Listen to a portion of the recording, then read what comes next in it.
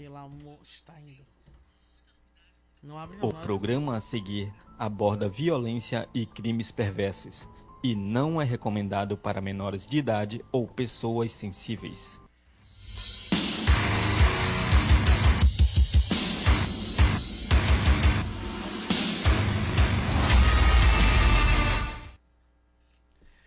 Boa noite! Quem tá falando aqui é Bruna Chagas. Tudo bem? Bem-vindo a mais um Além do Crime Podcast aqui na TV Diário, na TV Record News Manaus 27.1 e 78 NET, gente. Estamos ao vivo, coisa boa. Mais um Além do Crime começando. Vou só dar uma ajeitadinha aqui, né? Tudo ao vivo é assim mesmo, tá, gente? Que bom. Por favor, eu quero que vocês, nesse momento, antes de apresentar meus convidados, compartilhem aí o link. Eu tô distribuindo aqui em todos os meus contatos, tá bom?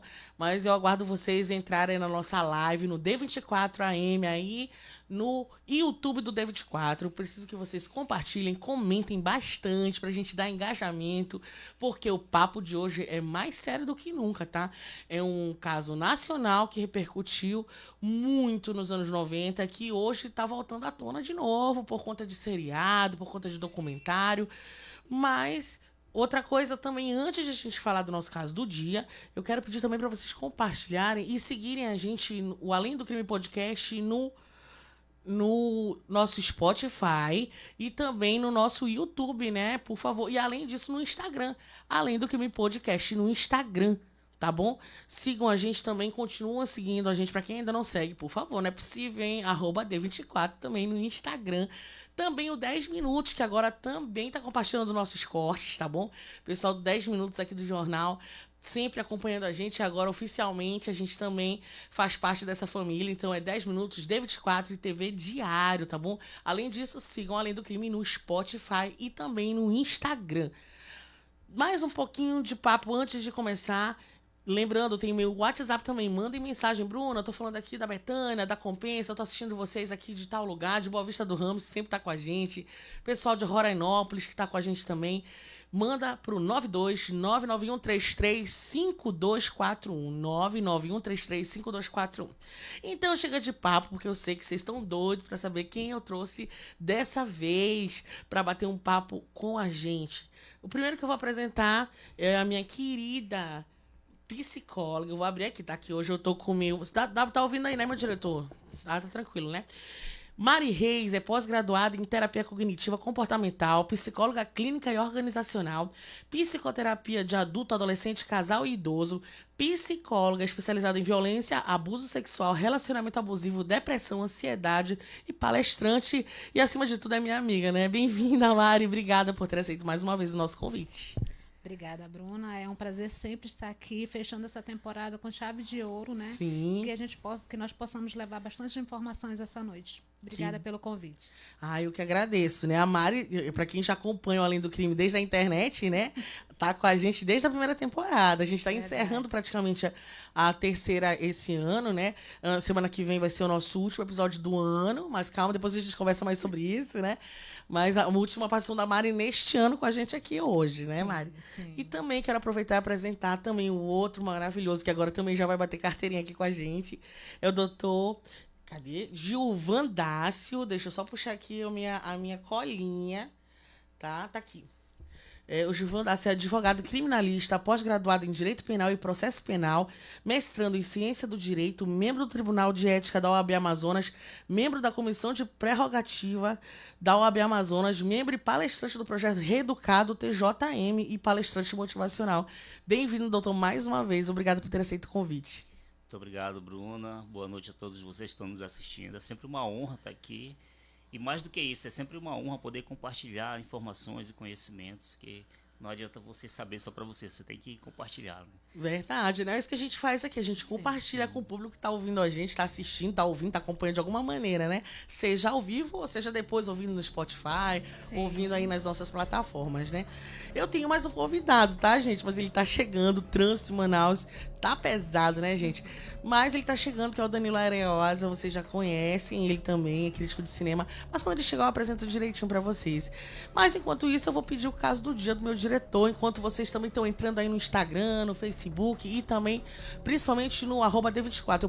O Maníaco do Parque voltou aos assuntos mais comentados devido à repercussão do filme da Prime Video, que retrata os crimes cometidos pelo motoboy em São Paulo. A história dele, atualmente com 56 anos, até reacendeu o debate sobre o sistema penal brasileiro, condenado a mais de 260 anos de prisão por matar e estuprar ao menos 7 mulheres. Ele confessou 11 assassinatos e 23 ataques. Francisco pode ganhar a liberdade em 2028, uma vez que a legislação brasileira não permite que o tempo de encarceramento ultrapasse 30 anos. Para saber tudo sobre esse serial killer brasileiro que aterrorizou São Paulo nos anos 90, assista o @Além do Crime Podcast pela TV 27.1, 97, 78 na net e também acompanhe pelo YouTube do @D24AM. Além do Crime, onde a análise vai muito além dos fatos. Gente, como vocês viram aí, esse crime realmente famosérrimo no Brasil, né? Mas antes de a gente falar um pouquinho, já chegou o nosso terceiro convidado, acabou de chegar. Vou apresentar pra vocês aqui, vou pegar minha colinha. Danilo, bem-vindo. Danilo Areosa é crítico de cinema associado à Abracine, escreve para o Cine7 desde 2015, onde ministra cursos e participa dos podcasts. É um dos organizadores do especial de horror do site. O cinema é um hobby que alimenta desde a infância, quando virou andarilho pelas locadoras de Manaus. Bem-vindo, Danilo, novamente. Novamente, muito obrigado aí pelo convite. Peço desculpa aí pelo pequeno atraso, né? O trânsito de Manaus com seus maníacos.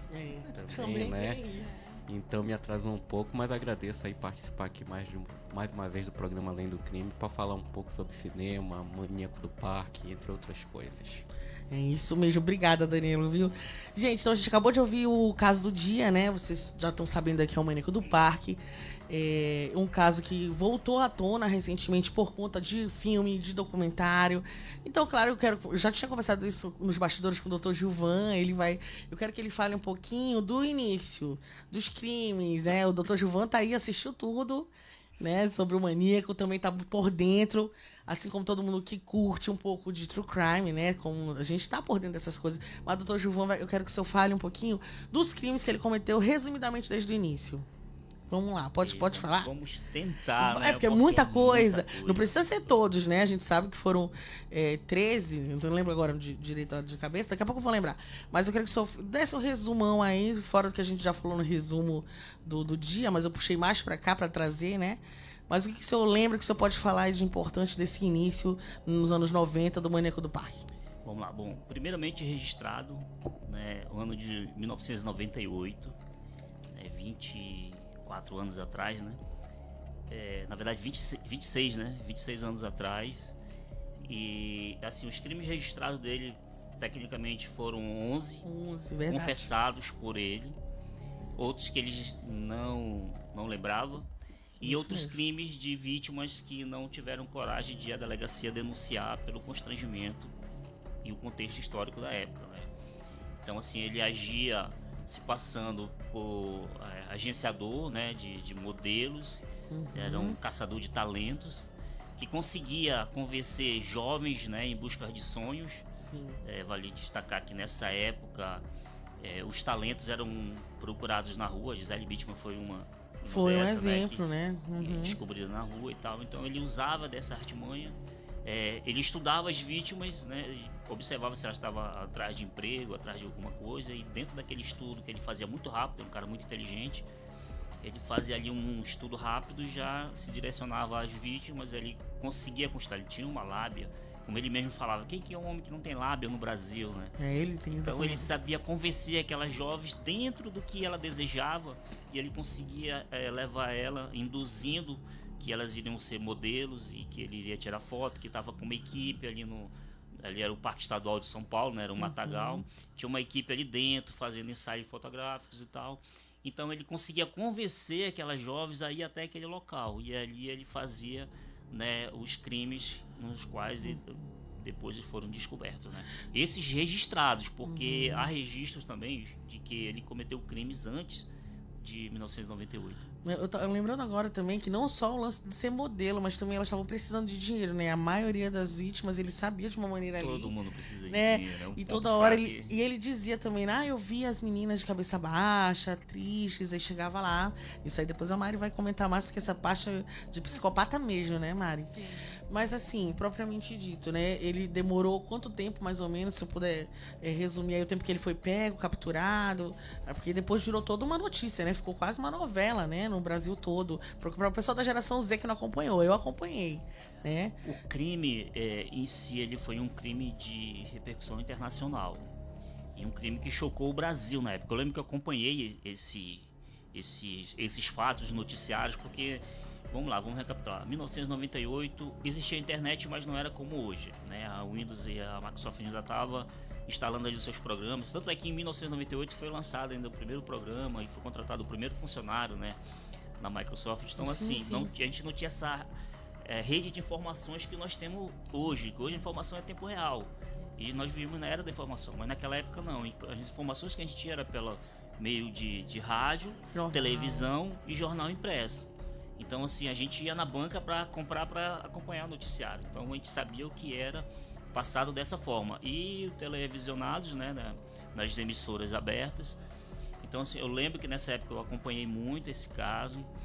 Ele começou ali por volta de junho e foi preso no final do ano, né, depois que ele foi descoberto, que ele fugiu e foi encontrado ali na fronteira da Argentina com o Rio Grande do Sul, aquela parte do sul do Brasil. Né? Basicamente, assim, foi nesse período de 6 meses que ele cometeu vários crimes. Porque quando ele começou o primeiro, ele já, a partir daquele comportamento dele, já incontrolável, ele começou uma sequência de crimes, tanto é que, né, serial killer em série, né, por causa dessa sequência. Eu queria que, se o senhor lembrar, e como falar também, o modo, porque esse horário a gente já pode falar, mas do modus operandi mesmo, depois que ele já abordava a vítima, entrava na mata, o que ele fazia antes de... Às vezes ele não abusava sexualmente, né? Tem alguma coisa? Eu queria que o senhor falasse um pouquinho desse modus operandi dele já nos crimes, depois né? que ele conseguia induzir a vítima, né, pra dentro do mato, né? Entrar ao mato, quando ele mesmo fala no seu depoimento que quando ele entrava no matagal, ele já mudava o comportamento dele. Já mudava, porque ele era uma pessoa dócil, meiga, gentil, ele conquistava a vítima, mas quando ele já passava da trilha, adentrando a mata, ele já mudava, já começava a gritar, já começava a tocar o terror. E ali ele agredia as vítimas fortemente, já ameaçava de morte e ameaçava das piores formas possíveis. Também, né? Humilhava, xingava, batia. Mordia. A mordida era durante o ato sexual. E quando ele estava fazendo o ato sexual, estupro, ele né? tinha aquele prazer em me agredir, em morder. Ele, tipo, um canibalismo, porque algumas vítimas já estavam mortas, depois de alguns dias ele voltou e comeu a carne da pessoa, né? Então demonstra que era uma pessoa totalmente com a mente perturbada em relação a isso aí, super agressivo, né? E algumas vítimas relatam que ele não chegava nem a ter prazer, assim, ele era só questão de fazer um mal mesmo. De bater, da violência mesmo, né? Mari, agora já é contigo. Queria que tu entrasse já na parte que na época ele também foi diagnosticado, né? Foi, acho, psicólogo, psiquiatra, né? Disseram que ele é psicopata, né? Então eu queria que tu falasse um pouco, porque realmente o cara era... Todo mundo falando... Eu vi o documentário, na verdade eu vi só um episódio, tá, gente? Não devendo assistir o documentário. Mas o chefe dele lá, que ele trabalhava como motoboy, disse que ele era gente boa, todo mundo gostava dele. Até passou o Natal com a família dele. Sim. Então, assim, do nada, do nada não, né? O cara se transformava, né? Quando ia pra fazer essas crueldades com as mulheres. Eu queria que tu falasse um pouquinho sobre tudo isso. O psicopata que ele era, né? Que ele é, né? Na realidade, o psicopata, ele não vai deixar de ser psicopata, né? E aí a gente está com uma lei aí que daqui a 3 anos lá, ele vai estar na rua e vai ter que ver na rua. Houve uma entrevista que ele fala que ele não vai mudar. E realmente ele não vai mudar. É dele. Da psicopatia, né, como o doutor fala, em alguns momentos ele abusava das vítimas não sexualmente. Ele acometia necrofilia, né? E ele mantinha relações sexuais com os cadáveres depois. Nossa, necrofilia, né? é Isso, horrível. necrofilia, isso, exatamente. E assim, as vítimas dele era para maltratar. Quando o doutor fala da trilha, ele chegava, ele praticamente, o pessoal falava que ele tinha dupla personalidade. É tanto que foi feito um teste que os psicólogos fazem, né, para ver a personalidade dele. e detectou várias situações, não só a psicopatia, como também a dupla personalidade. Ele atraía as vítimas, né? E nenhuma das vítimas, Bruna, elas foram atraídas à força ou por violência. Elas foram espontâneas pela conversa. O psicopata é de ter esses traços de ser bom de lábia. Ele sabe chegar, ele sabe conversar, ele sabe abordar as suas vítimas. Exemplo, existe uma questão que as pessoas falam muito, que o psicopata, ele é muito inteligente. Ele não tem tanta inteligência como a gente imagina, mas ele tem a inteligência cognitiva. O que é a inteligência cognitiva? É aquela observação do comportamento do outro. Ou seja, ele ia para o parque, né? Ele, jovem, ia sempre com uma bermuda bem colada para chamar a atenção das vítimas. Ele abordava as meninas de um único perfil, né? Que era o cabelo cacheado, uma altura mediana e da pele clara. Era o perfil de mulher que ele levava para a mata.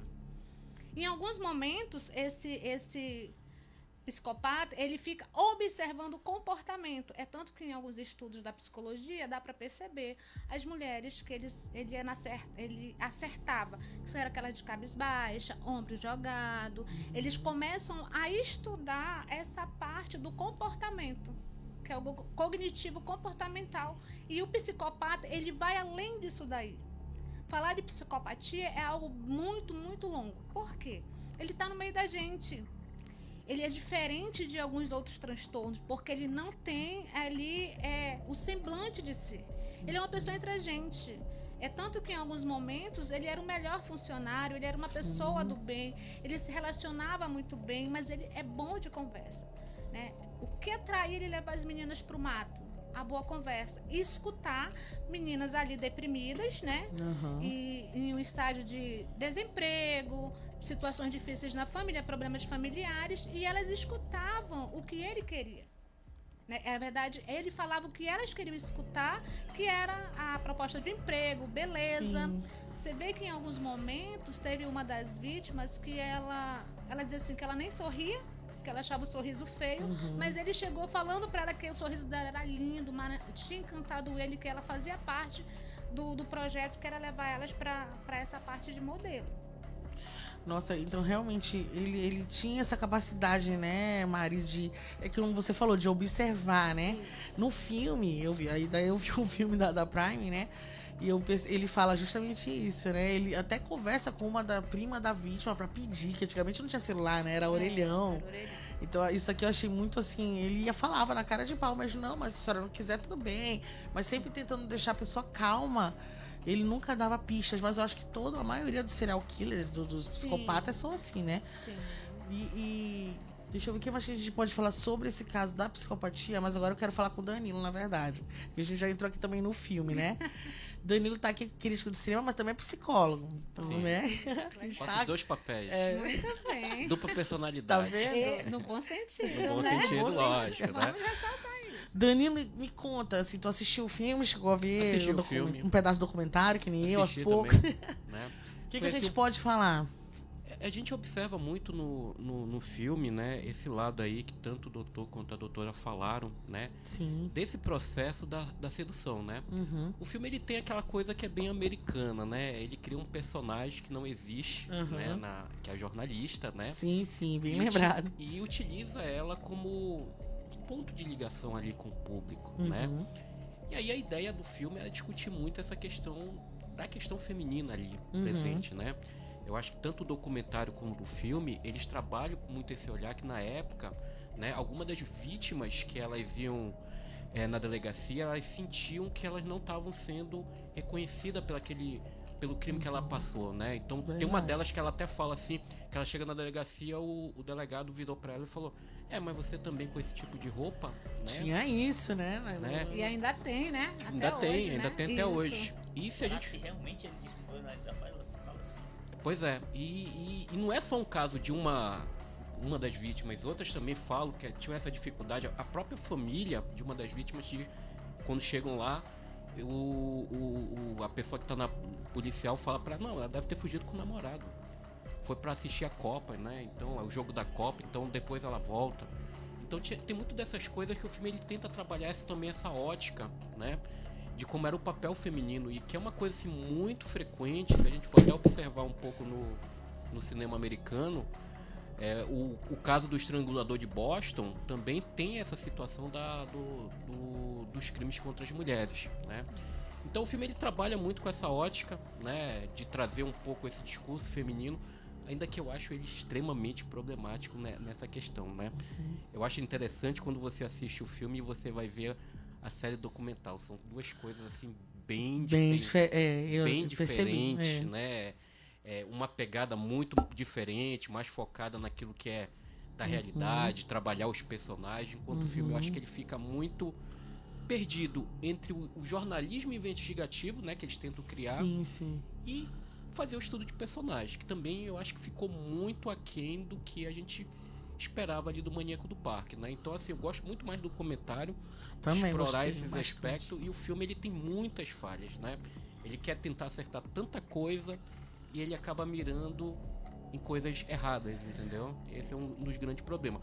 Mas eu acho que, não sei se a doutora e juntamente o doutor concordam, mas assim, é um tema relevante, né? Pra gente discutir, né, essas situações, tanto do serial killer, né, do papel do maníaco ali. O papel da polícia também, o papel da polícia, né? Fazer alguns questionamentos para ver o que a gente pode mudar frente a esse cenário que ainda acontece em alguns momentos. A gente ainda observa muito, né? Uma sociedade assim muito machista, muito misógina em relação ao que a mulher sofre, né? Então o filme pelo menos traz essas divagações pra gente refletir, né? E ver o que é que se pode melhorar dentro desse processo. Boa. E falando nisso, Mari, eu queria que tu comentasse justamente isso. Inclusive, tem um depoimento, se a gente puder passar agora, antes de a gente pra eu fazer a pergunta, mas tem um depoimento que eu peguei do documentário. Eu peguei um trechinho, nada, né? E isso aí também, na verdade, passou em todos os jornais, tá? Não tô roubando de ninguém, não, mas passou em vários jornais. Tem como tu botar aí, meu diretor? A vítima sobrevivente, acho que eu botei, alguma coisa assim. Tá, aí ele vai já colocar, porque eu quero que tu comente assim, essa vítima que passa por isso, no documentário, elas ficam acabadas, né? Mesmo que não tenha acontecido o fato, né? A coisa, o pior, o estupro, né? Que pra mulher é uma das piores coisas. Eu botei esse vídeo, o Tânia disse que tava aí, você bota aí sobrevivente, vê se tu acha. Que ela é um trechinho da sobrevivente, no documentário que a gente assistiu, ela fala, eu esqueci o nome dela agora, Sandra, eu acho, que ela fala que ela consegue correr, ele entra, mesma história, aí leva, só que depois ela consegue correr de alguma forma, só que ela cai. Ela ainda cai, depois ela consegue chegar na delegacia e o cara tá assistindo o jogo do Brasil, era o jogo do Botafogo, nem lembro direito. Era na época da Copa. Época da Copa. Amigo nada? Pois é, resume. Não, depois eu resolvo. É um jogo. Né? É um jogo de um time. Porque foi antes. Esse caso foi o antes dele cometer os crimes que foram descobertos. Né? Que ele foi preso na época da Copa, né? Na época da Copa. Aí, porque realmente a gente os meninos não estão achando, mas eu tinha separado esse vídeo, infelizmente, mas eu vou tentar colocar nos stories do Além do Crime, ela falando esse trechinho pra imprensa toda.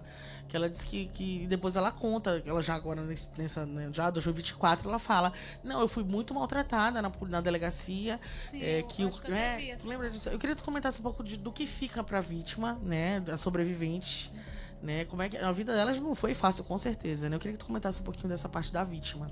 Na verdade, Bruna, assim, os abusos, eles deixam marcas pra sempre na vida de alguém, seja homem, seja mulher. E o abuso sexual, então, ele é uma tatuagem. Eu sempre falo isso, que ele deixa rastros que você nunca esquece. Bom, essas vítimas, eu vi essa parte do vídeo dela falando, né, que ela correu e do massacre que elas passavam. Né? Ele não era o desejo dele manter relações sexuais, era maltratar, morder. Terror mesmo, em algum momento ela fala que o beijo não era um beijo, era morder. Sim. E ele tinha essa sensação como um psicopata serial, ele mordia até realmente tirar pedaços das pessoas, machucar as pessoas. O prazer do psicopata é ver o sofrimento. Então ele não media esforços para fazer isso. Ele chegava e ameaçava, aterrorizava com palavras. Inclusive, Bruna, só fazendo uma colocação aí, doutora, tem uma parte no documentário que ele tem só a fala dele, né? Que ele fala que se eles soltarem ele, né, ele vai continuar fazendo isso, e ele diz assim que ele poderia chegar no outro patamar que é do canibalismo, né? Ai, gente, que e atacar horror. mulher, ele coloca mulher, homem e até criança, ele cita isso na fala dele, né? Gente. Então é mais ou menos isso que ela está Ele fala ilustrando. que ele não sabe o que ia acontecer depois. Partindo daqui. Nossa. Agora, doutora, só para complementar o que a senhora falou, as marcas que a senhora... Tô que eu vou mais disse perto que- do microfone. Desculpa. As marcas que a senhora falou que fica na mulher, se nós formos fazer uma ligação do monstro da Ceasa, que foi o que nós discutimos, Sim. com o Francisco Foi no de Pará, no Assis, caso no Pará que a gente fez. Sim. os dois passaram por abuso sexual quando criança. Ele passou, entendeu? Então há relatos de que ele passou por abuso e também que um tio dele levava ele pro matadouro, ele via ali matando os Exato. bichos e tal. Então assim, foram traumas de infância que geraram, não sei se pode causar esse distúrbio nele, mas que geraram essas marcas que depois vieram fazer com que ele desejasse fazer mal para a mulher, porque alguns especialistas dizem que o desejo dele era ser mulher. Sim. E ele tinha raiva de mulher. E quando ele levava as meninas para o matagal, ele tirava as roupas dela e ele vestia as roupas dela. Sim, eu Então vi assim, soube era disso. uma coisa... Inclusive, um dos surreal. relacionamentos dele era com Uma travesti. um travesti, É. né? Então, assim, quando ele agride aquele colega no emprego, né? Porque o colega chama ele de gay, Vai lá no ponto né? dele, né? Vai Sim, num ponto sim. ali, né? E ele tem, assim, no documentário, ele alega que teve um tio, né? E uma tia que abusaram dele, desculpa. Uhum. A tia até hoje nega. Eu me lembro de uma entrevista na época lá do Fantástico, ela fala que ela nunca fez isso. Uhum. A questão do tio, ninguém sabe se realmente foi abusado, né? Mas acompanhando as histórias de serial killer e tudo isso, Sim. a gente sabe que são pessoas que É possível, praticam né? porque foram abusados, passaram por algum trauma muito severo durante a infância, e eles acabam repetindo aquilo que eles entendem como um tipo de relação, entendeu? O que seria certo, né? Vamos dizer assim, na cabeça deles, né? A foto que eu pedi pro meu diretor deixar aí é a mãe dele. Faz uns 10 anos que ela diz que não visita mais ele, 10 anos. né? E assim, que realmente... E ela comenta, tem uma reportagem, o Ulysses Campbell, inclusive, que escreveu o livro sobre ele, que eu ainda não li, que ainda não mandei buscar, mas eu vou mandar buscar. Inclusive, vou abrir um parêntese aqui, o Ulysses, se estiver ouvindo a gente, eu convidei o Ulysses já pela assessoria dele, pela assessoria da editora, e ficou de não vim, mas assim, de falar com a gente ao vivo aqui. Só que ele tá nessa correria de lançamento, de coisa, ele tá ajudando também no Tremembé, mas eu vou cobrar que ele ao vivo. Ulisses Campbell, se você ouvir, por favor, dê essa chance aqui pra gente, pra além do crime, que a gente quer ouvir Seria você, uma honra. porque ele conversou Tem com muito todo conhecimento. mundo. E ele é um jornalista super correto, né? Ele é muito dedicado. E aí eu queria citar justamente o que ele falou quando ele conversou com a mãe do maníaco, né? E ela disse que mulheres procuram ele na cadeia, né? Ele teve relacionamentos, mas que ao mesmo tempo tem horas que ela diz que ele pode melhorar, mas tem horas que ela lava as mãos. Eu acho que ela lavou as mãos, pra quem não E uma visita das mais. perguntas que fazem pra ela, se ela acredita que ele mudou, ela fala que não. Que ela Pois. não acredita. Se a mãe já abandonou 10 Agora anos. o que tu falou é interessante, ele Diga. casou 2 vezes durante esse cadeia. período que tá preso. Gente, o Que que é é isso que eu isso? queria perguntar da doutora. Pois é uma das minhas Porque perguntas aqui. então, Né? fica à Não, é vontade. isso mesmo. Por que as pessoas se atraem por um serial killer, um caso desse? A mulher casar com um serial killer. Você sabe que ele matou mulheres. Tantas 11 mulheres e outras que a gente nem sabe, Deus quantas, se ele, né? Por que atrai pra Na mulherada? verdade, tem várias perguntas que eu Ah. tô devendo pro doutor, já tá aí. Também, já segura, a gente já vai aqui é bate-papo, aqui é assim mesmo. Assim, a questão, Bruna, é das mulheres que são dependentes emocionais. São mulheres que a pessoa supre aquilo que elas querem ouvir, que elas querem ter. O risco, ou a questão também do poder. Poxa, todo mundo tem medo dele, mas eu vou lá mostrar que ele não é isso, né? Então, há essa carência dentro emocional, há também o meio. Para responder essa questão, vou puxar do doutor quando ele fala a questão do... Ele sempre foi assim, né? Ele na verdade, o psicopata, ele já nasce psicopata. No meio, ele teve um meio de uma infância muito transtornada, cheia de violências, abusos, como ele cita, embora a tia tenha negado, mas nunca foi provado. Não justifica os comportamentos da pessoa, mas o meio acaba influenciando nessa questão, tanto na parte dele, dos crimes de um psicopata, quanto nessas mulheres também que o procuram. essas mulheres, se a gente for em busca, eu como já fiz parte de 2 anos e meio dentro de um presídio, atendendo, a gente escuta histórias e mais histórias. Mulheres que elas acabam lá tendo super-herói, uma pessoa que pode dar tudo, uma pessoa que ela se sente no poder. Então elas acabam sendo atraídas por isso. E na esperança, por exemplo, ele foi para onde? Para a religião. Eu sempre falo isso nos programas, que esse tipo de pessoa, eles vão buscar se camuflar atrás de uma religião. E aí eles acabam trazendo essas vítimas, que na maioria das vezes essas mulheres, elas são membros de alguma igreja evangélica. É mesmo, ai, eu acho muito estranho, assim, mas a pessoa deve ter algum probleminha, né? Ali, algum transtorno, sofre alguma coisa, como ela tá falando, né? Danilo, agora eu vou jogar pro Danilo antes do doutor, porque doutor, quero que o senhor fale dessa história dele sair daqui a pouquinho. Mas o Danilo, qual é o fascínio de Hollywood por serial killer também, né? Porque a gente percebeu nas últimas décadas, depois da pandemia, teve esse boom, né, de podcasts, né, que nem o nosso, tal, de True Crime. E eu queria que tu falasse um pouquinho desse fascínio das pessoas romantizarem um pouco. Que, na verdade, uma obra é uma obra, né? A gente tem a do Dahmer, só que tem gente que começa a romantizar, achar que ele era bonzinho, por exemplo. Na visão do Ryan Murphy, que foi o diretor, né, criador da obra, eu lembro que muita gente criticou porque outras pessoas nos Estados Unidos estavam romantizando o Dahmer. E assim por diante, pode acontecer com Francisco de Assis, como pode com outros serial killers, como os irmãos Menendez. Enfim, queria que falasse um pouquinho dessa romantização em Hollywood, se tu puder comentar pra gente. Se a gente for puxar assim pro Hollywood, né, o serial killer, monstro, assassino, qualquer coisa assim do tipo, sempre foi romantizado, né? Se a gente for puxar um pouco ali para as figuras sobrenaturais, Drácula, Frankenstein, lobisomem, Drácula, eles sempre traziam esse lado mais romantizado, né? O próprio Drácula é o monstro sedutor, do né? Coppola, né? O Coppola totalmente. O monstro sedutor, é o monstro que seduz a mulher, tem a vida eterna, né? Sim. Então trabalha com essa questão da beleza e da imagem.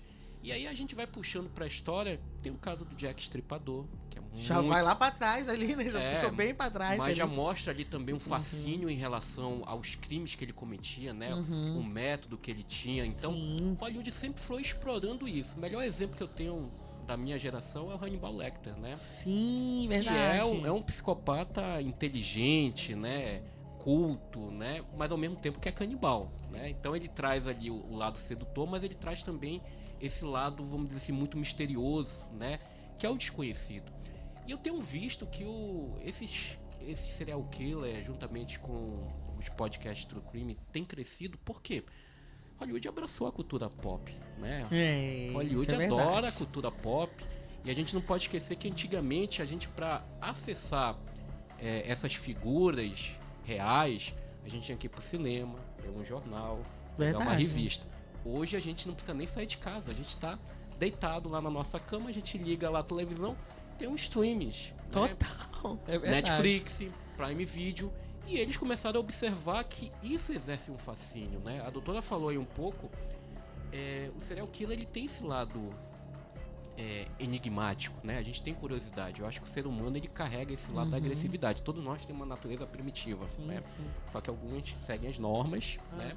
E a gente, sublima essa agressividade de outras formas, né? E aí o ser humano ele tem essa curiosidade. O melhor exemplo disso é quando a gente tem um acidente de carro, gera um engarrafamento porque todo mundo tá curioso ali para saber o que é que aconteceu, né? Então essa curiosidade e o fato da gente querer saber esse lado desconhecido, agressivo, isso mobiliza muitas pessoas, né? Então a pessoa quando ele vai assistir, ela quer sair um pouco do conforto, da segurança, né?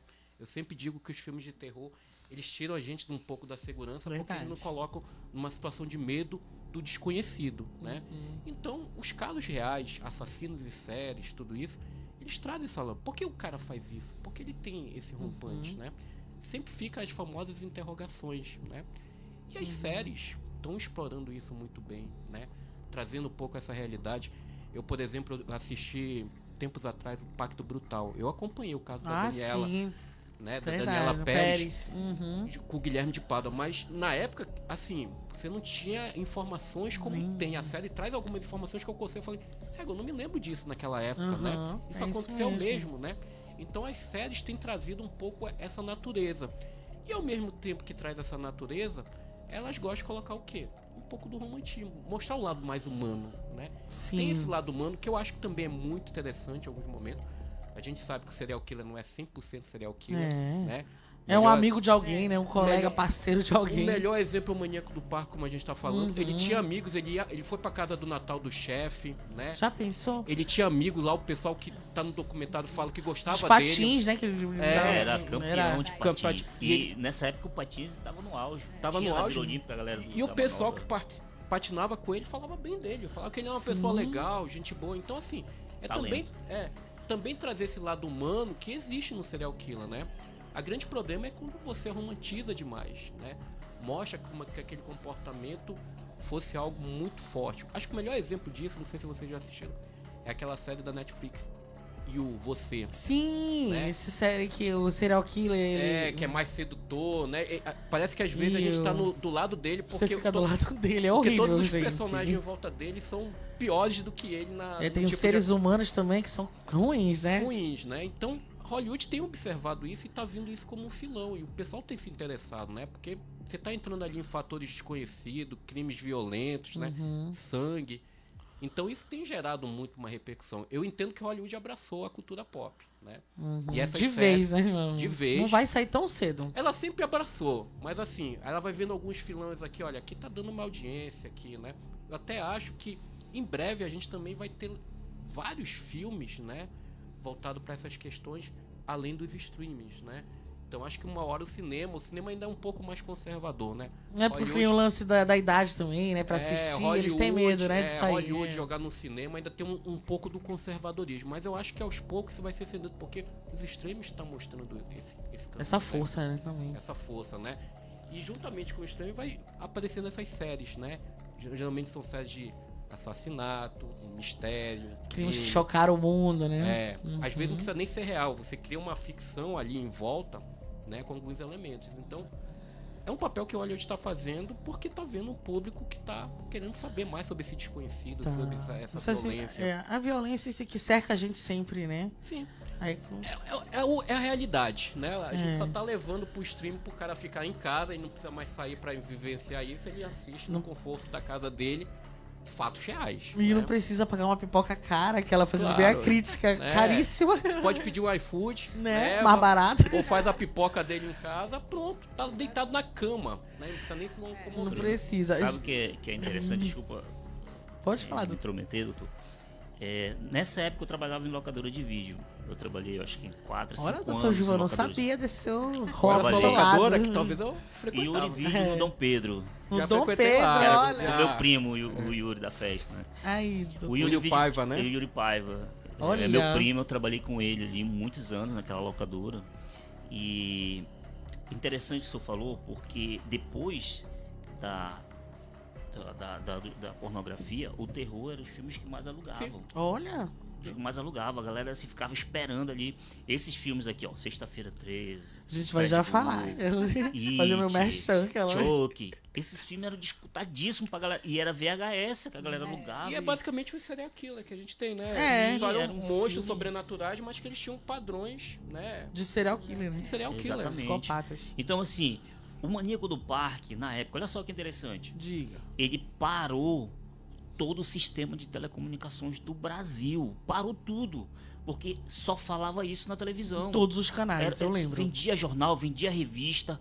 Era E informação numa época da vazada. Copa ainda por Na cima. época da Copa. Então a galera ficava assim... Teve uma situação, por exemplo, os programas de televisão levaram vítimas para os programas de domingo à tarde. O Gugu fez isso. Era uma Ele- disputa pela Ele audiência, fazia né? simulações lá no Matagal. Eles criavam tipo cenas, entendeu? Era uma coisa assim que levaram, acho que a balela na época, entendeu? E deixaram de lado, doutora, a vítima. Sim. Eles tratavam a vítima assim como... o maníaco Isso é muito é o mais ruim, importante. Mais importante E o maníaco lá, o Francisco, ele gostava da mídia. Ele mesmo falou, eu vou ser Narcisista. famoso de qualquer jeito, nem que seja nas páginas policiais. Já E ele pensaste? gostava daquela atenção. O doutor falou aqui lá no filme, tem a personagem da jornalista. Sim, sim.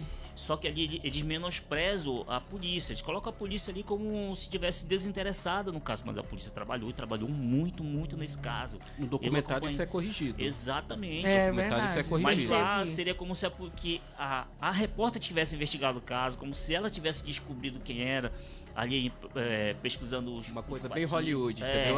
Do nada ela Bem tem achei. algumas ideias, Foi a- resolve ali de Eu uma hora também pra pensei. outra, as coisas caem na cara dela pra ela Isso, poder aquela resolver. coisa de coincidência. Nem e tal. precisava disso tudo, né? Mas enfim, pode continuar. Pois doutor, é, né? então assim, esse sensacionalismo que gerou nessa época vendia muito. O Maníaco do Parque, ele vendia jornal, ele vendia revista, todo mundo queria saber. E foi pros programas de televisão de domingo à tarde.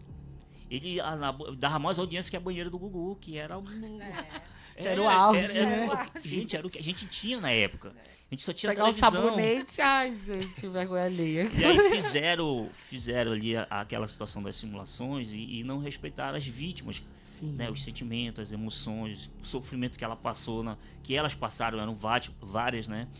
Tanto é que muitas depois dessa situação elas não quiseram saber demais, esqueceram, não quiseram ir lá na delegacia, tudo mais e tal. Mas assim, a polícia ela não foi negligente, o delegado não foi negligente, eles fizeram todos os esforços que tinham que fazer naquela época, eles investigaram, levaram o caso a sério, porque eles precisavam dar uma resposta para a sociedade. E tu sabe, quando a polícia quer dar uma resposta, ela dá. Então eles fizeram de tudo até conseguir a prisão dele. Então assim, cara, isso que o doutor tá falando não só repercutiu, né, dessa forma, como gerou também mídia, Isso. né, pra Money Cash, né? Capital. Todo As mundo ganhou TVs, dinheiro. pros jornais, todo mundo ganhou um Todo pouco mundo. de Eles dinheiro, ganhavam né? dinheiro. Tanto é que tem uma parte do filme que ele fala que não era interessante ele ser preso, porque se ele fosse preso, eles iam falar de quem? Ah, o editor-chefe fala isso, né? E é muito comum isso, gente, é muito. Mas, doutor, acho que na questão que ele quis dizer é que, assim, houve uma repercussão ou houve mais visão da polícia depois que as vítimas Sim, começaram sim. a aparecer. Porque em alguns momentos, quando uma vítima sofre Pega o microfone. algum tipo de abuso e ela busca a fazer um BO, ela é constrangida, tá? Sim. Eu atendo mulheres que já sofreram e sofrem abusos e quando elas chegam na delegacia, elas sofrem isso daí. E em alguns momentos fala, pra que eu vou lá, Mari, se eu não vou ter um acompanhamento, se eu não vou ter atenção, eles nem levantam a cabeça pra gente. Eu não tô generalizando todo, mas a gente sabe que Que funciona assim. acontece, né? Agora foi um caso de grandes repercussões, né? E aí começou a dar a capital para todos os jornais, televisões, enfim. E aquilo que você falou, ele se sentiu artista de Hollywood, porque ele tava Total. tudo em volta a ele. E aquilo foi enchendo, né, o ego dele. Ele sabia que ele estava ali na mídia. E aí, quando você fala das vítimas, essas vítimas com certeza até hoje são sequeladas, né? Sofrem por isso, porque é algo que não se apaga. Quem sobreviveu traz grandes traumas. E Né? a Fala algumas. Eu assisti algumas entrevistas de algumas sobreviventes, elas falam chorando, como se elas estivessem vivendo tudo aquilo de novo. Fora as famílias também que ficam sem suas né, filhas, irmãs, né? Enfim. Gente, vamos falar uma coisa boa agora, tá? Rapidinho, vou dar um descanso, que o tema é muito pesado, né? Quero mandar um beijo pra todo mundo que tá acompanhando a gente pelo diário, ali no YouTube também, que é importante vocês estarem nos dois canais, tá? Na TV e também no @D24 aqui no YouTube. Vou mandar um beijinho aqui pra galera que chegou já aqui, ó. Primeiro foi o Alan da Costa, minha amiga Mari, grande psicóloga. Olha aí, Mari. Beijo. Que é a Carmen Dácio, boa noite, tá assistindo a gente, obrigada. Marluce Gonzaga, boa noite, ligadíssima no podcast. Sônia Almeida, parabéns para os idealizadores do programa Show. Bruna Chagas, obrigada, um beijo. Cleide Gonzaga, parabéns pelo programa, Deus continue abençoando. Alessandra Penha, parabéns pelo programa, excelente. Canal da Bruna não é meu, tá, gente? É outra Bruna aqui. Ela nem é de Manaus, se eu não me engano. Ótimos temas, parabéns, Bruna. Minha xará. Obrigada, Bruna, por acompanhar, tá? Lícia Raquel Benfica mandou palminhas. E tinha outras pessoas que entraram aqui que não mandaram, mas mandem mensagem, gente. Manda no chat, porque é importante pra engajar. E peço também pra vocês que estão assistindo a gente pelo YouTube, depois que terminar, se puder mandar um oi nos comentários, porque engaja. O chat não engaja, assim. Engaja aqui com a gente no ao vivo, né? Pra gente falar com vocês, mas depois é bom botar no comentário, bota lá, oi, assisti, programa legal, bota lá a opinião de vocês, tá chato, tá legal, manda pergunta, tá bom? Outra coisa que eu tenho que falar também pra vocês, continue seguindo a gente no Spotify, que eu tô vendo crescimento, tá bem legal. E no Além do Crime também, no YouTube também que a gente tem. Tá um pouquinho desatualizado, mas eu vou atualizar agora, tá? E eu preciso também mandar um beijo, antes de a gente voltar, pro pessoal a minha amiga querida Ju, lá do Sebo Tesouro Perdido, lá de Flores. Ela que me consegue... Não são todos. Por exemplo, o Fred, que eu tenho aqui, é do sebo dela. Ela tem um monte de bonequinhos assim. O meu irmão odeia que eu falo de bonequinhos. É figure action. Action figures. É isso aí, Daniel. Deixa eu tentar pegar aqui. Peraí, que é tudo ao vivo. Peraí. Mostra aqui, meu diretor. Esse aqui, ela tem vários bonequinhos. Que ela... Vou me brigar, né? O pessoal mais nerd do que eu. E é bacana, visitem o sebo dela, @Tesouro Perdido, tá bom? Antes de eu voltar a falar, eu preciso fazer o meu outro merchan, tá, gente? Só um minutinho. Da Dark Side. A Dark Side me mandou essa semana um presentão de Natal, que é essa coleção de slashers. Aqui, ó, eu vou botar tudo no meu Instagram, mas eu vou fazer um vídeo belíssimo, com drone e tudo. Pra eles, mas aqui, ó, mandaram, eles têm uma coleção lá dos slashers. Tem aqui Jason, tem o Halloween e tem o Fred Krueger, né, gente? Também, como a gente tá falando de serial killer, eles não deixam de ser psicopatas, meio sobrenaturais demais, eles são psicopatas. E pra quem gosta bastante desse tema, ó, é lindo o livro, tem todo um detalhe. Capa dura eu nem tive coragem de abrir ainda, de tão bonito que eles são, pra não deixar feio, né? Então fica a dica do dia aí, a Dark Side, obrigada pela parceria. Continue mandando livros pra mim. Em breve eu vou fazer o meu vídeo no Instagram também. É isso, gente. Obrigada, viu? Vamos voltar pro assunto. Voltar aqui pro Maníaco do Parque, né? Doutor. Agora eu vou jogar pro doutor aqui a pergunta aqui, que não quer calar. Na verdade é o que está chamando a atenção de todo mundo. Ele pode mesmo sair perante a lei? Queria que o senhor comentasse isso. Sim, ele pode sair, mas vamos lá. Vamos fazer uma análise primeiro. Vamos. Por que ele pode sair com 30 anos se a lei mudou, agora é 40 anos? Porque a lei, ela não retroage para fazer mal para o réu, só para beneficiar. Tá? Então, na época dos fatos, o que vale é a lei daquela época. Então, naquela época não existia prisão perpétua, então bateu 30 anos, tem direito a sair. Tá? Então, por isso que ele tem direito a sair com 30 anos, né, atualmente. Uhum. Agora, lógico que não é assim, bateu 30, libera o cara. Não. Ah, tá, é isso que a gente tem que saber, né? Vai chamar um psicólogo, vai chamar uma equipe técnica, eles vão Show. fazer uma análise, tá? Ver se tem condições de colocar ele em liberdade, né? Vai ter todo um estudo técnico antes de que ele consiga a sua liberdade, tá?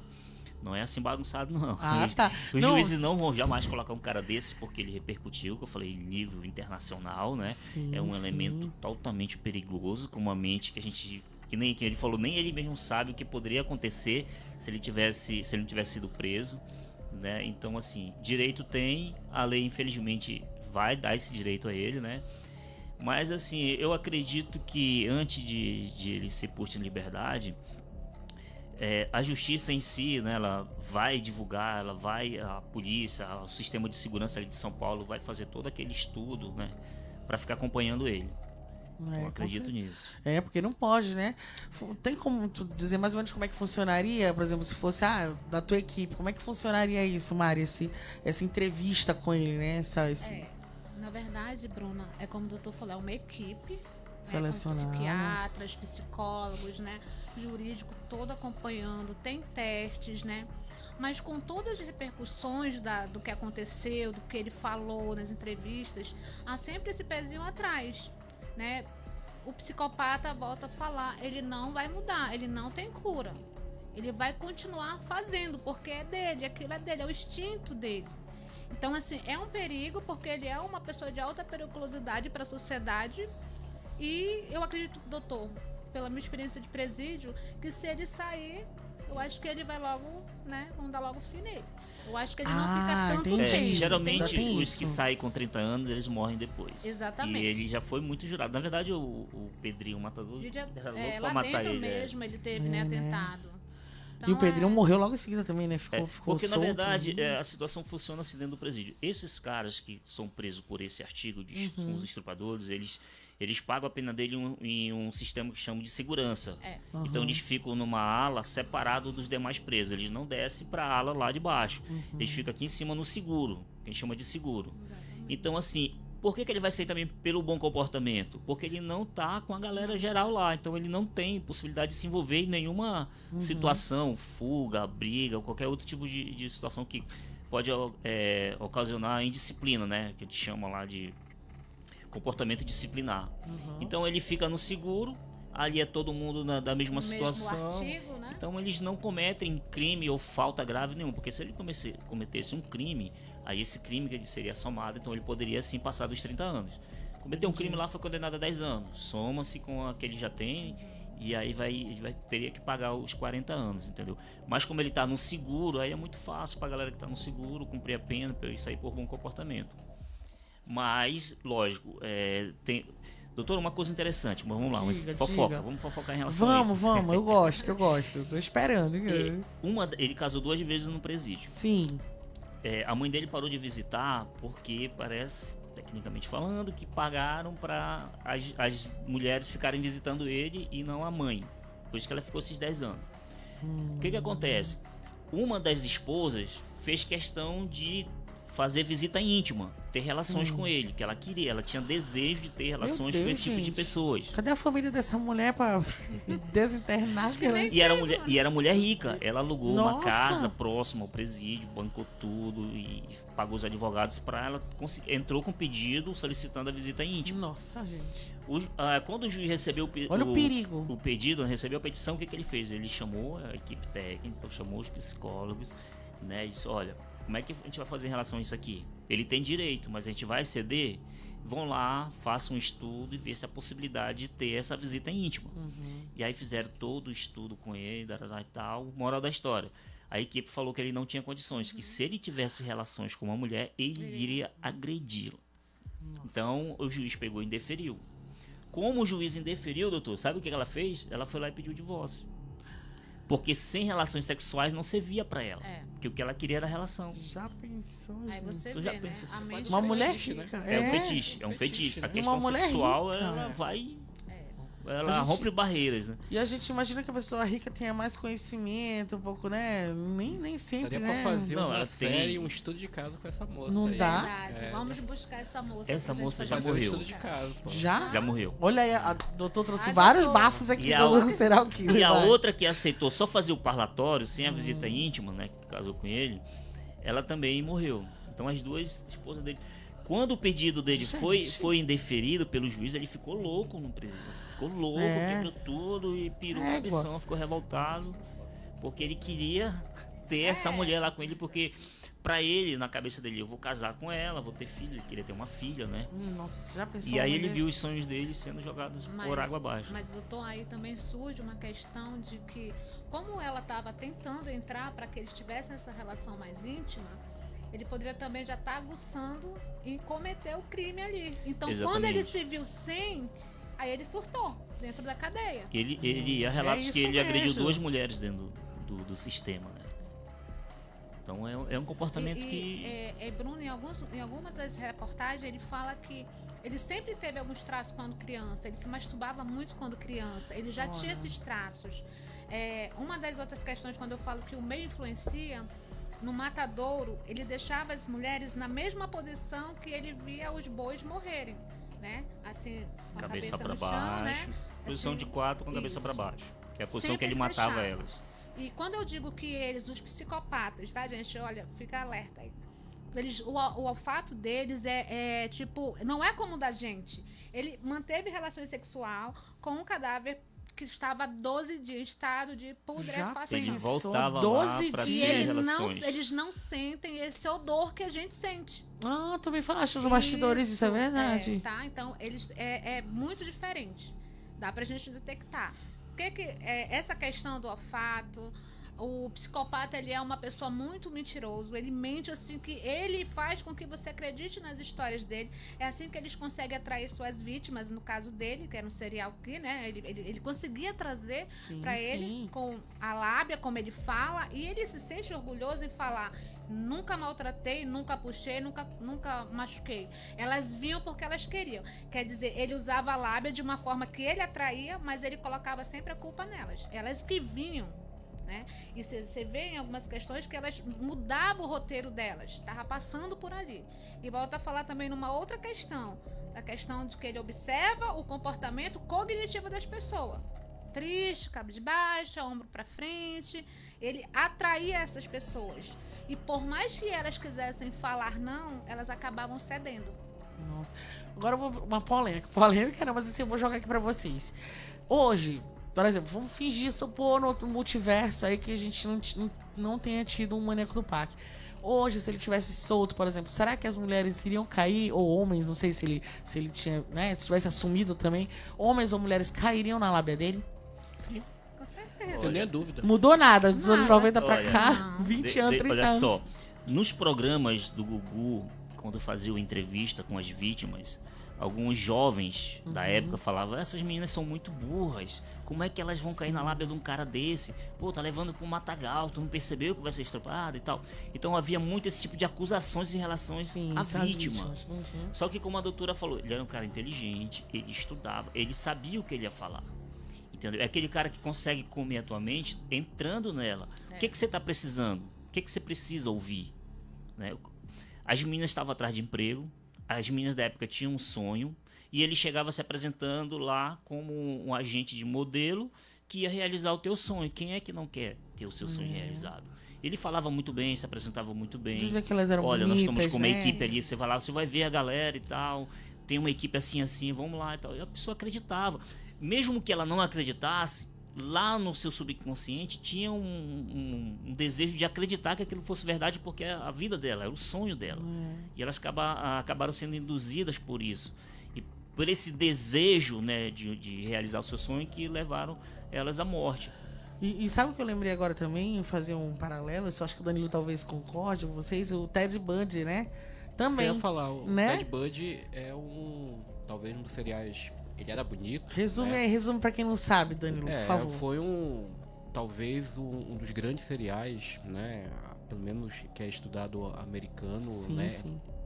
Matou várias pessoas, assim como o Maníaco, tem vários casos que talvez ainda não foram descobertos, né? Aham. E é uma pessoa que tem um documentário na Netflix, é As Conversações de Ted Bundy. Aí eu né? assisti. Uhum. E é muito interessante porque quando você começa a ver o documentário, ele tem uma oratória, o Ted, né? Sim. E ele era um cara bonito, né? Ele era um cara Os bonito. padrões da época, ele era Padrões bonitão, da né? Os época, anos charmoso, 70. né? E era uma pessoa assim, musculosa, né? Tranquilo, tinha uma boa conversa, assim como Universitário, né? De direito, universitário, né? Ele estudava direito, né? E aí, quando você assiste a série, os primeiros episódios você fica olhando, mas esse cara é inocente, né? Ele parece um cara comum, porque ele vai falando coisas assim, que ele fala, não, mas eu fui acusado erroneamente, né? Porque eu tinha como prova isso, aquilo. Só que aí quando vai passando um documentário, fica nisso que a doutora falou. Você vai pescando algumas coisas, a fala narcisista. Né? Total. Eles são muito narcisistas. Quando ele começa a comparar com as outras pessoas, você percebe que ele não tá falando das outras pessoas, ele tá falando dele mesmo, né? Então tem muito essa questão do narcisismo, e aí você vai começando a pescar algumas coisas. Como você tá conversando ali abertamente com a pessoa, e o documentário foi feito dessa forma, foi gravado, as fitas, né, abertamente, a mente do serial killer vai fluindo, e aí que você começa a observar alguns comportamentos bem estranhos dele, né? Ele fala algumas posturas que ele tinha, como ele via as mulheres, aí você percebe, né, que realmente é uma pessoa ali que tá com uma sociopatia, né, presente. Aí na metade do documentário você já vê, realmente o Ted Bundy, ele cometeu esses crimes, né? Total. E ele, assim, ele gerou um fã-clube, né? Enorme, gigantesco. Enorme, né? As pessoas iam na cadeia, né? Tinha uma fila de pessoas para visitá-lo. Era várias cartinhas, eu me lembro que teve Tu sabe quantas cartas o Maníaco do Parque recebia? Quantas? É igual o Ted. Mais de 1000. É. De fãs de todo o O Brasil. Ted na penitenciária, o diretor dá uma entrevista, ele fala, cara, teve um dia aqui que a gente passou quase de 5.000 cartas Do Ted, né? do Ted, né? É. Então, porque assim, era uma multidão que ia pra uma penitenciária, que as penitenciárias americanas, elas são isoladas, né? Mas havia todo essa questão. E o Ted, ele cometeu crimes bem bárbaros, né? Uma violência enorme. Pesado dele. Também ele pesada. mordia também. E É. ele fingia também estar doente, né? Com problema na perna, quebrada. Assim que ele pegava as vítimas E dele. eu acho que é interessante do Ted que ele tinha um modo operante que nunca era igual. Ele sempre mudava alguma coisa. A forma como ele matava as mulheres era Isso aí é diferente. é comum. É a mesma, Era a né? mesma. Só né? o modo de abordar, O né? modo de abordar ele tinha jeitos bem diferentes que eu acho bem interessante, porque é um caso assim bem rico pra quem quiser E parecido estudar. com ele. Por isso que eu joguei Sim. aqui, parecido com o Maníaco. O meu diretor jogou na tela, essa mulher que tá aí, ela trocou recentemente, não foi, meu diretor? Cartas com o Maníaco, com o Francisco. Querendo ser amor da vida dele, não é isso, diretor? É uma fofocaiada só, mas é isso que acontece. Essas mulheres têm que ser estudadas também, eu acho. É possível. Na verdade, ela tá pondo a vida dela em risco. Né? Total. Total, porque Olha, é um Bruno, cara... eu sempre falo, se todos viessem fazer terapia, ninguém se submetia a essa situação. Por favor, procure a doutora Mari, aquela fazendo mestre da Mari.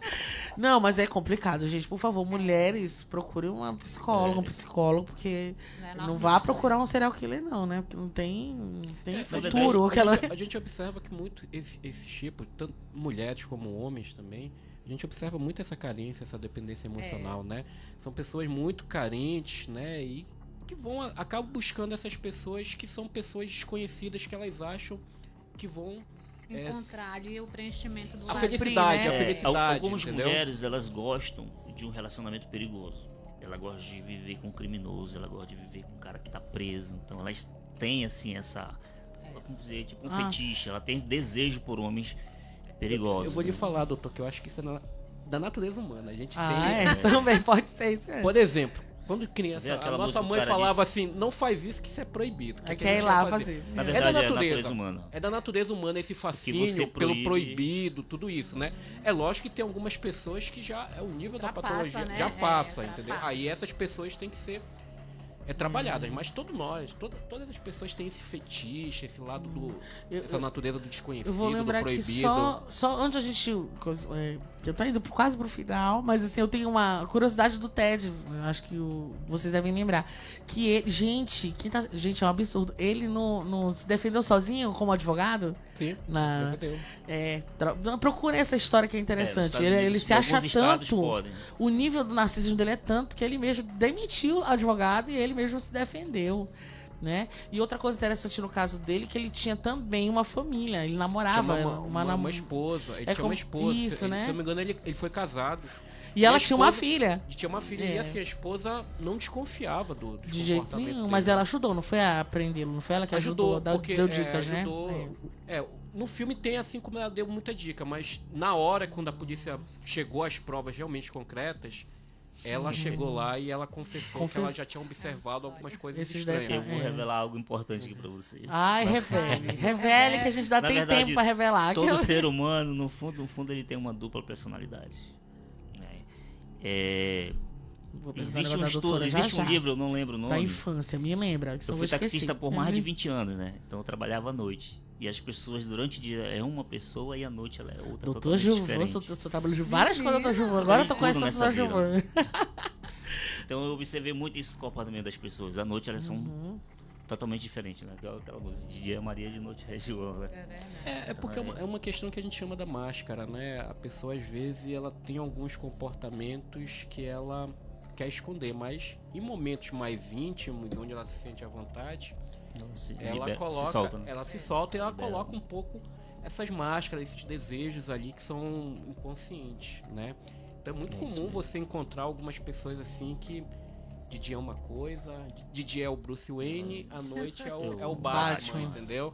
Revela a identidade, né? Então é bem curioso em relação A a isso. minha pergunta para a doutora, antes de a gente encerrar para os títulos finais, né, do dia, é sobre, assim, da infância. Se a gente sabe, como é que eu sei que o meu filho pode ser um psicopatinha?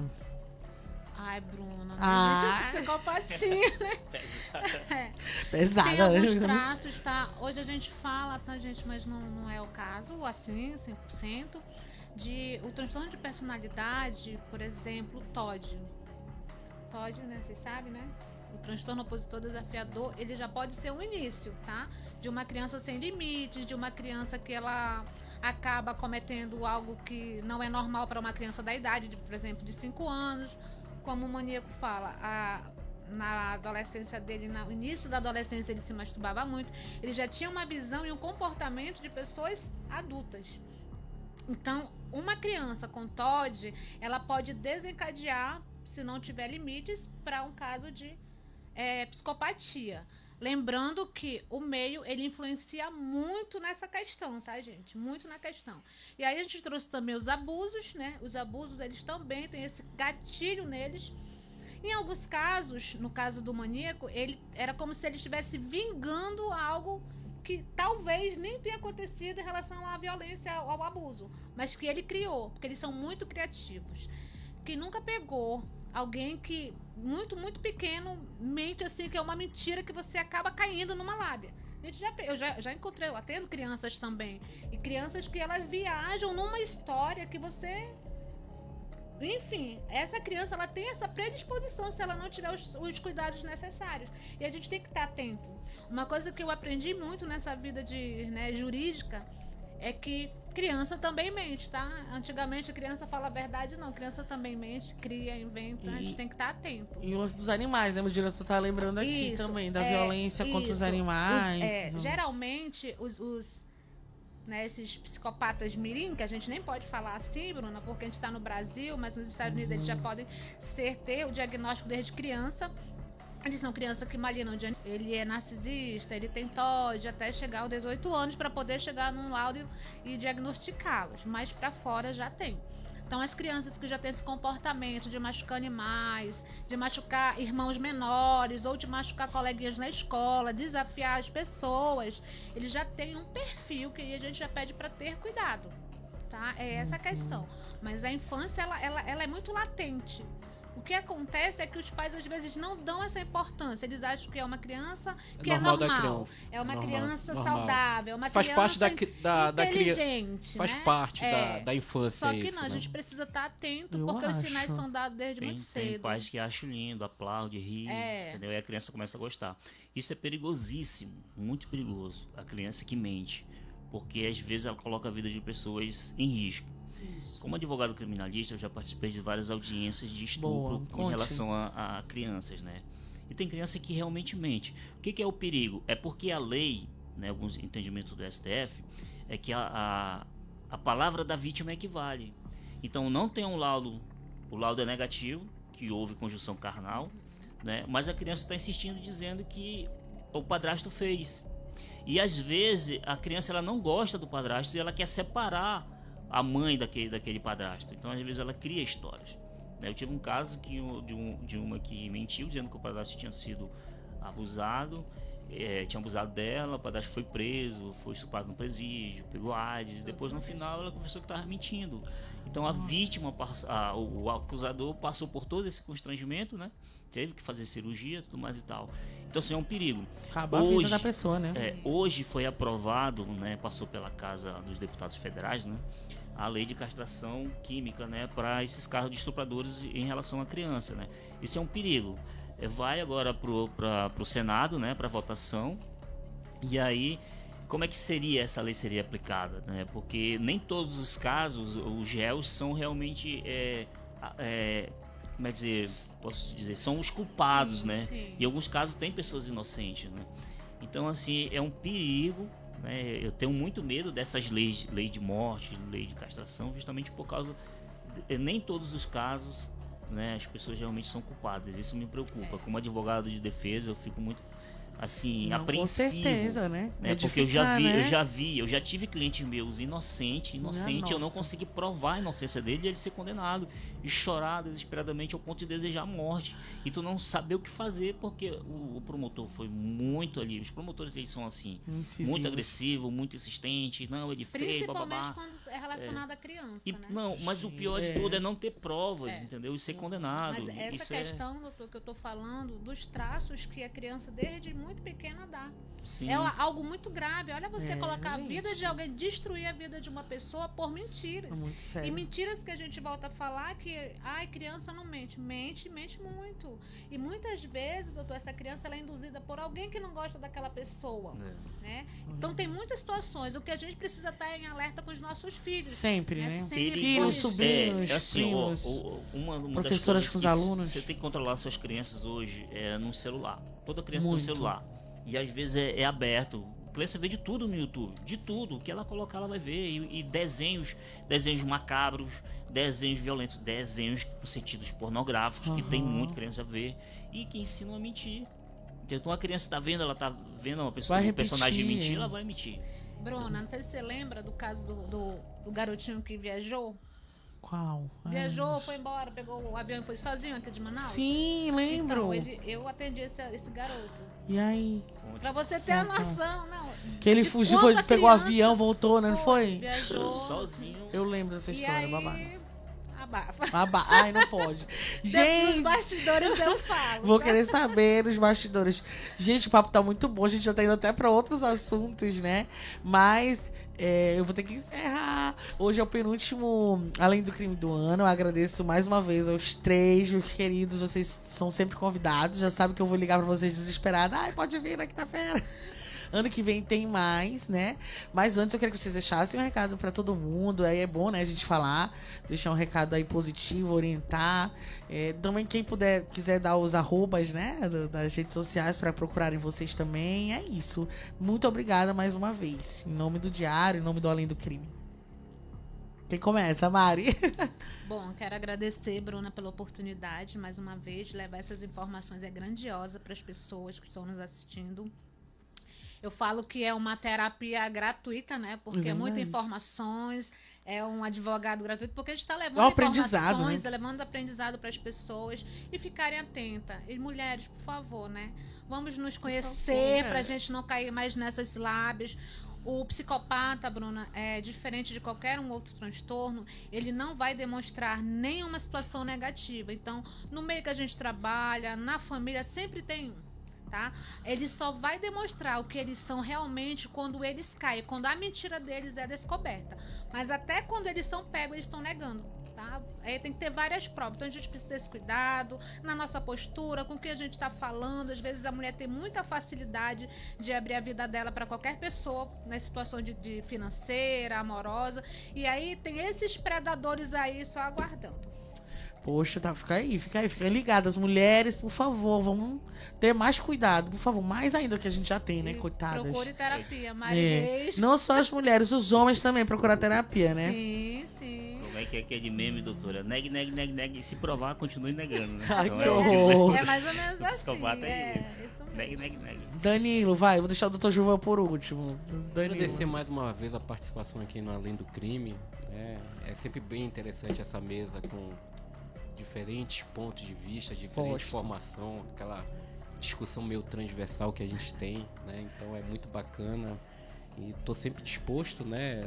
Eu sou psicólogo, mas crítico de cinema também nas horas de folga, gosto de falar muito de cinema, né? Então tô sempre aberto aí para algum dos dois temas que a Bruna chamar, a gente vem aqui. Show! Para falar um pouco. Se quiserem também dicas sobre serial killer, filmes de serial killer, aqui a gente indica lá. Eu tô lá nas redes sociais Danilo Areosa, né? Tanto no Instagram, Facebook e no Letterboxd, que é a rede dos cinéfilos, né? Então, sempre lá comentando sobre filmes. Tô sempre à disposição para qualquer dúvida que vocês quiserem. Muito obrigado aí por participar aqui com esses dois doutores, né? Também traz muitos conhecimentos muito bons. Show, obrigada, Danilo. Vai, doutor Juvan. Na verdade, a gente tá aqui mais para aprender, né? A gente aprende com vocês. Troca, muita troca, né? Troca de informação fantástica. Bom, eu gostaria de agradecer, Bruna, pelo convite. Quando você mandou a mensagem, fiquei muito feliz. Olha que legal, vamos lá de novo. Me amarrei, gostei muito. Tá? Para quem quiser me seguir, dr.gilvan_Dácio, tá? D de dado, Dácio. Segue lá, curte, comenta. E assim, uma das minhas matérias preferidas na faculdade era criminologia, né? Então estuda muito antropologia, sociologia, né? E criminologia, estuda a mente do criminoso, a psicologia jurídica, né? E a gente estudei muito Lombreza. Meu Deus, que acabou. Tá pulando aqui. Acontece.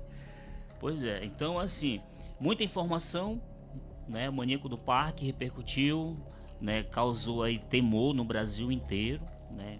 Teve em todas as mídias.